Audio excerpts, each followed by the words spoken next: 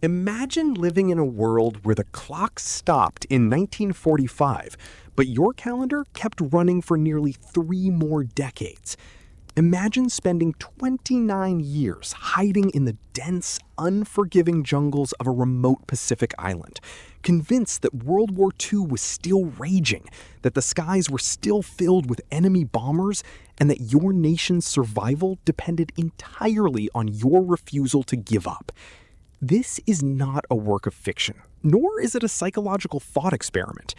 This is the staggering, almost unbelievable true story of Hiroo Onoda, a Japanese intelligence officer who fought a war that had already ended, turning himself into a living ghost, a lethal shadow, and the ultimate testament to the terrifying power of absolute loyalty. In the final, desperate months of World War II, the Empire of Japan was crumbling. The unstoppable momentum of the Allied forces was sweeping across the Pacific, island by island, pushing Japanese forces into a corner.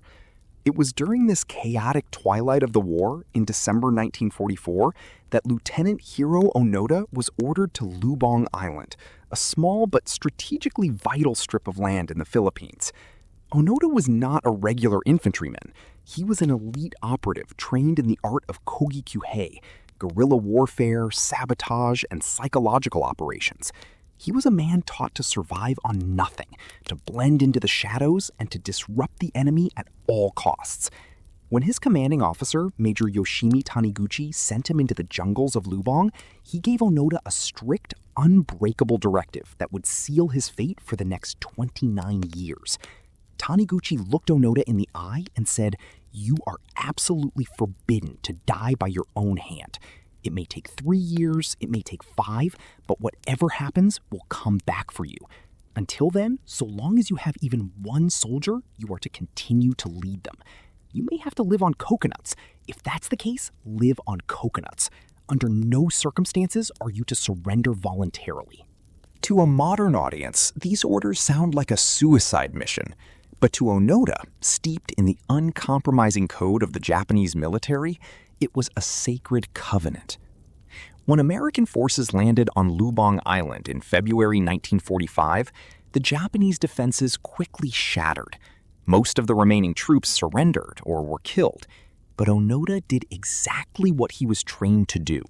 He retreated deep into the untamed mountainous jungle, pulling 3 other soldiers with him: Corporal Shoichi Shimada, Private Kinshichi Kozuka, and Private Yuichi Akatsu. They carried with them only the clothes on their backs, a limited supply of ammunition, their Type 99 Arisaka rifles, and an unshakable belief that Japan would eventually triumph. As the months passed in the humid, mosquito-infested wilderness, the world outside changed forever. Atomic bombs fell on Hiroshima and Nagasaki. Japan signed the surrender documents aboard the USS Missouri, and World War II came to a definitive end. But deep in the canopy of Lubang, Onoda and his men knew nothing of this reality. When they discovered leaflets dropped by American planes late in 1945, announcing that the war was over and ordering them to come down from the mountains, they inspected the papers with intense scrutiny. To Onoda's highly trained intelligence mind, the leaflets looked like a clever Allied deception, a psychological trap designed to lure them out of hiding so they could be captured or executed. The wording seemed slightly off, the printing too rushed. They decided the war was definitely still on, and that the leaflets were proof that the enemy was getting desperate. Living in the jungle became a brutal, everyday masterclass in human survival. The 4 men created an invisible existence.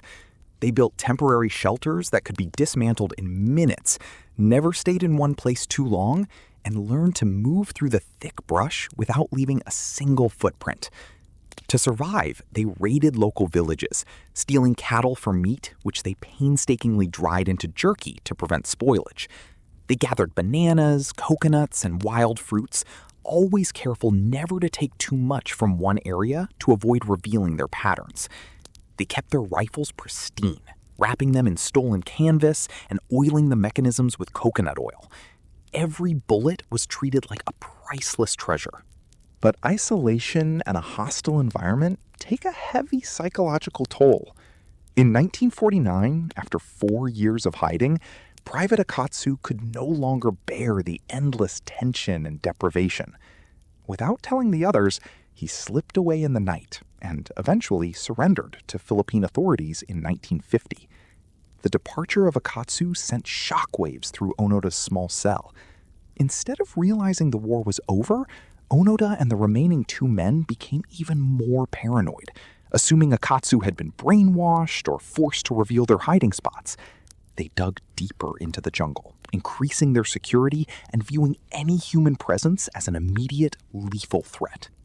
The Philippine government, now aware that Japanese holdouts were terrorizing local villagers, launched search parties and dropped more modern leaflets, including letters and photographs from the soldiers' own families back in Japan. Yet Onoda's mind, trapped in a powerful echo chamber of military dogma, rationalized everything away.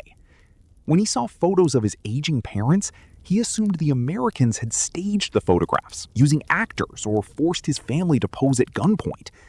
When he heard loudspeakers broadcasting messages from his brother, Onoda concluded it was an advanced enemy voice synthesis technology designed to break his resolve. The sheer brilliance of Onoda's survival skills was tragically matched by the absolute rigidity of his delusions. Tragedy struck the small group in 1954. During a skirmish with a Philippine search party on a beach, Corporal Shimada was shot and killed. Onoda and Kozuka were now down to just 2. For the next 2 decades, these 2 men became an inseparable, lethal duo. They continued their guerrilla campaign, burning crops, sabotaging local infrastructure, and engaging in sporadic, deadly shootouts with local police. To the people of Lubang, they were not heroic holdouts. They were terrifying phantoms who disrupted their peaceful lives, causing real casualties and constant fear.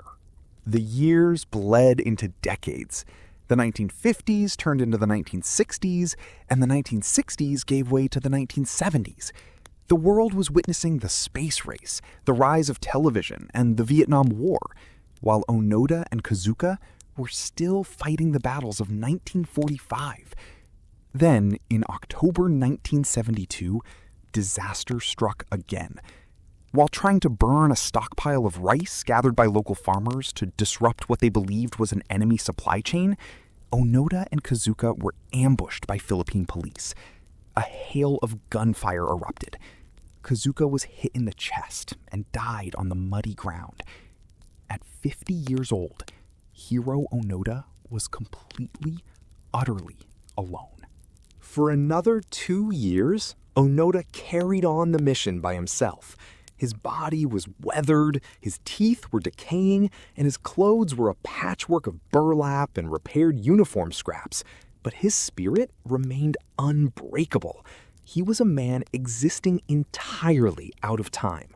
The final chapter of this epic saga did not begin with a military assault, but with an eccentric young Japanese traveler named Norio Suzuki. Suzuki had dropped out of university and set out on a bizarre, self-proclaimed mission to travel the world to find 3 things: Lieutenant Onoda, a wild panda, and the abominable snowman, in that order. In February 1974, Suzuki arrived on Lubang Island and ventured alone into the deep jungle, calling out Onoda's name. Amazingly, his unorthodox approach worked. Onoda, who had successfully evaded armies for nearly 30 years, was drawn out by this lone, non-threatening Japanese youth. When they finally met, Onoda pointed his rifle at Suzuki, but the young traveler remained calm, telling the aging soldier that Japan was at peace. The war was long over, and the country was worried about him. Onoda listened, but his conditioning held firm. He told Suzuki that he could not surrender, nor could he leave his post, because his commanding officer had expressly forbidden it. He would only step down if he received a direct order from his superior officer. Recognizing the key to unlocking Onoda's mental prison, Suzuki took a photograph with the legendary holdout and rushed back to Japan. The Japanese government acted swiftly.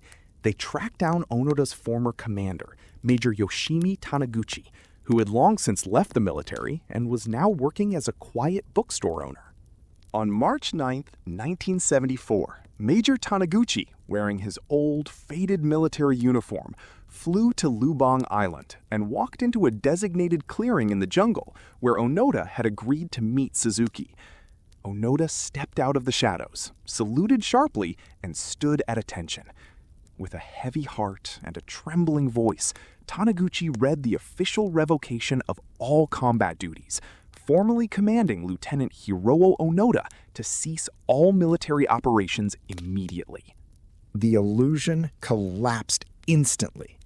The psychological armor Onoda had worn for 29 years shattered into pieces. He realized, with a wave of overwhelming grief, that his youth was gone. His comrades had died in vain, and the empire he thought he was protecting had surrendered decades ago. He wept openly as he handed over his pristine, still-functioning Arasaka rifle, 500 rounds of ammunition, several hand grenades, and the samurai sword his mother had given him to protect his honor. When Onoda returned to Japan, he was greeted as a national hero. A crowd of thousands waved flags, and the media treated him like a living relic of an era characterized by ultimate devotion. However, Onoda struggled deeply to adapt to the hyper-modern, consumer-driven Japan of the 1970s. The values he had lived by, sacrifice, duty, and stoicism, seemed completely absent in this new world of skyscrapers and pop culture. Feeling like a stranger in his own homeland, he moved to a Japanese colony in Brazil to raise cattle, finding peace in the wide open spaces that reminded him of the freedom, if not the hardship, of his jungle years. He eventually returned to Japan later in life to establish a nature camp for troubled youths, teaching them the survival skills that had kept him alive, but focusing on resilience and peace rather than war. Hiroo Onoda passed away in Tokyo in 2014 at the age of 91. His life remains an astonishing, complex historical anomaly. Was he a victim of extreme brainwashing? A tragic figure trapped by his own psychological stubbornness? Or the ultimate symbol of human endurance and loyalty? Whatever the conclusion, the story of the soldier who refused to surrender serves as a powerful reminder of how far the human mind can go when fueled by a profound sense of purpose, showing us that sometimes the hardest wars we fight are the ones we carry inside ourselves.